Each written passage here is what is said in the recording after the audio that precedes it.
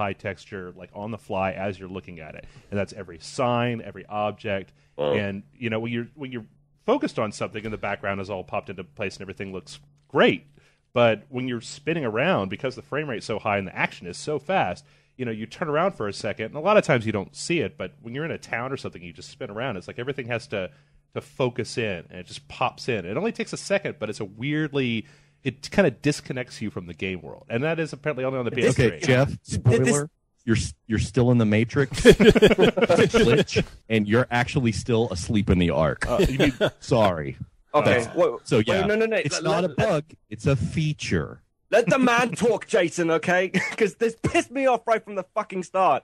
Okay, who's the man, Nick? Point him out. I'm sorry, that's the man. That's the man. adorable. I was kind of done. I think that Nick had a much bigger problem with this than I did, because while it was disappointing to see that happening on the PlayStation, it didn't detract from the overall violence. So, you could still shoot guys even when they're not super high resolution. And the fact that they sacrifice that little bit of detail for the good frame rate, in my opinion, is I would rather see it in that direction than have a game that was choppier and slower, that didn't run at 60 frames a second. So I didn't have as big a problem with it. I just think it's something that people need to know about the PlayStation version of the game. It's not just the PlayStation version. I've been looking up online. It's affecting some PC games and some Xbox games. It's apparently it's random where it hits. I think it's the PlayStation has more problems.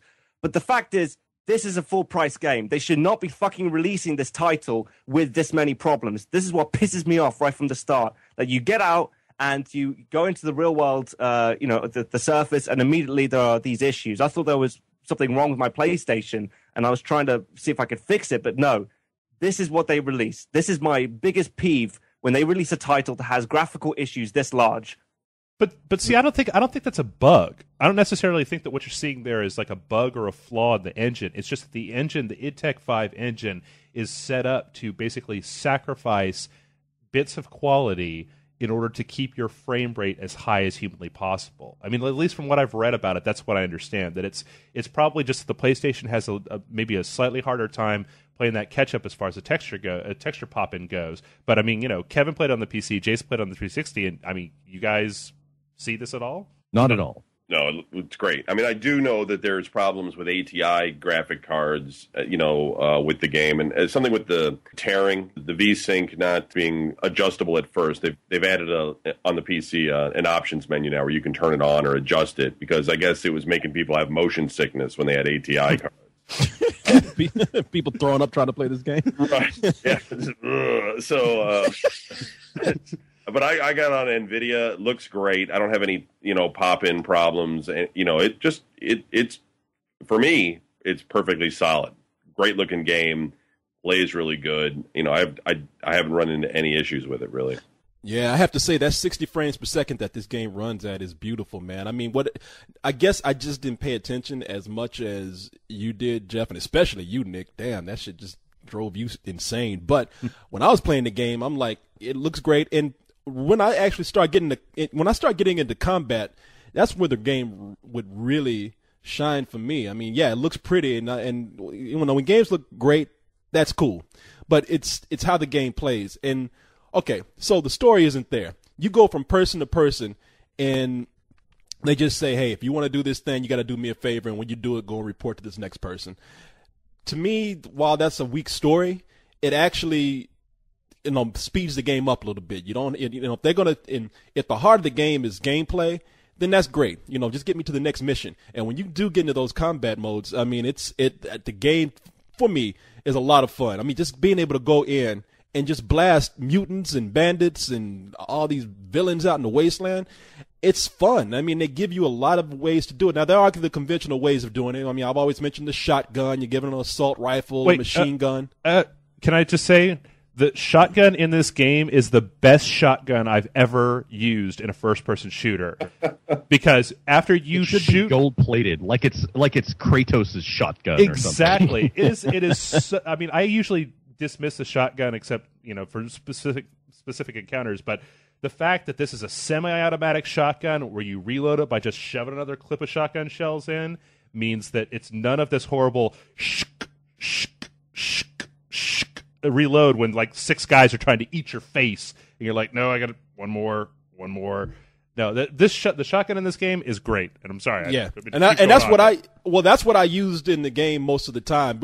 And why did I use it? Just because I like to watch bitches turn to rag dolls when I shot them. I mean, the physics in the game of the characters that you shoot and kill is amazing, man. I mean, you would shoot guys and they would go either flying back or they would like fall on the ground and start crawling if they were missing a limb or something. And there were even points where when you would shoot someone and they would fall behind a wall, that character would fall behind a wall and you would hear, "Oh, I'm hurt. I can't move." And I would love that because I would slowly walk to that character and then I would like raise my gun above their heads and I would talk to the screen while I was doing it. I was like, when you get to hell, tell him Corey sent you. The person was like, no! You know, the physics engine was really good, but like one time I shot a guy and he like stumbles and he starts to slowly slump to the ground. And then all of a sudden he just flies up and hits the ceiling and like lays there for a minute, like twitching. And then he falls to the ground. And I was like, holy shit, this is the best gun ever. That happened to me. I shot a mutant, and there is a glitch in the game, but I found it entertaining. I shot a mutant, and that mutant fused with a table, and that mutant started doing some Michael Jackson shaking shit. You know, it's like, it wouldn't stop twitching. I felt like I got to shoot this thing just to put it out. Yeah, it had, when I went over to the mutant, it had like a red jacket, a Jerry curl. You know? Just like, and I was like, God damn, I got to put this mutant out of his misery. And I actually shot it while it was at the table. And it's like, didn't even fall out of the table. Like it actually morphed with the table and leaned against the table. And I was like, even when there's a glitch in the game, it still looks kind of cool. So yeah, it's I got to cool. tell you, I hate the goddamn mutants. I hate them because all of the enemies behave in a certain way. The mutants just bum rush your ass, jumping around like Nightcrawler from the X-Men, acting all crazy, running at you. But like the Authority and the Gearheads and the other bandits, they'll like be all tactical and move up and all that. And they're so damn chatty. They're just talking the whole time. It's like I can hear them down the hallway.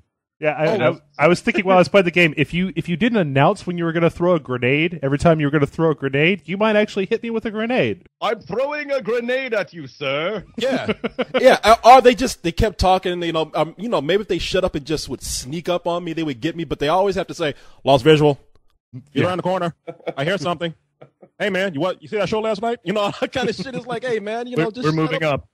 But that's what's so cool about the game. The AI has different personalities for all your different enemies. I mean, you have some that are more organized, like you have gearheads, and then you have bandits who are a little more feral, but they still have human instinct and human like thought in their attack. And then you got the mutants, which are just wild animals which attack in packs, and you have to stay moving when you want to fight them.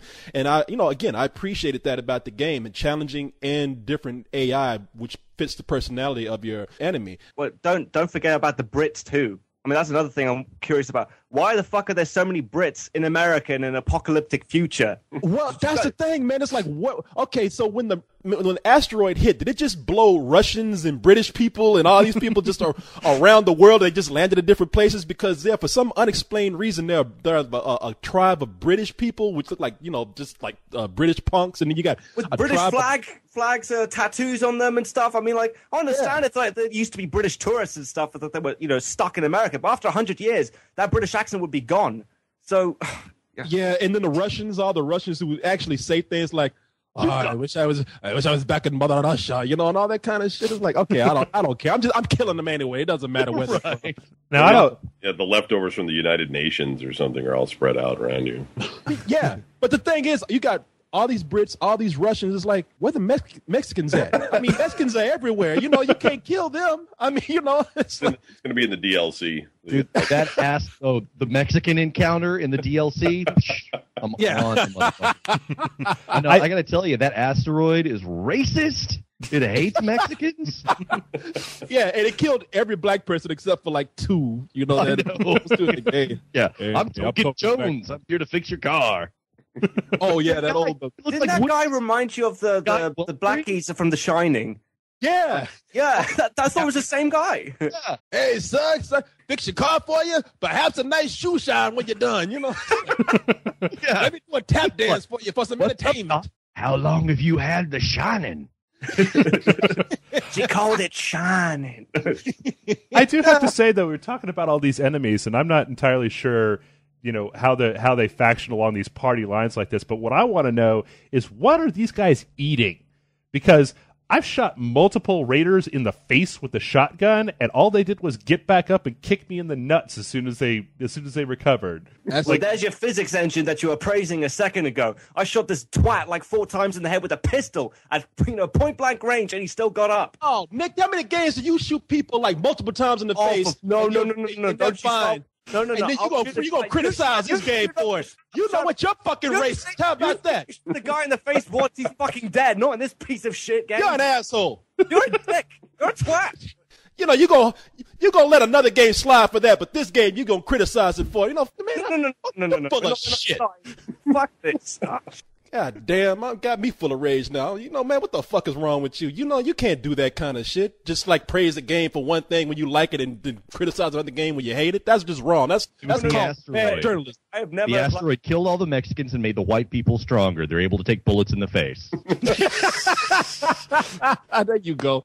Something that can be either a criticism or a compliment to the game is the save system.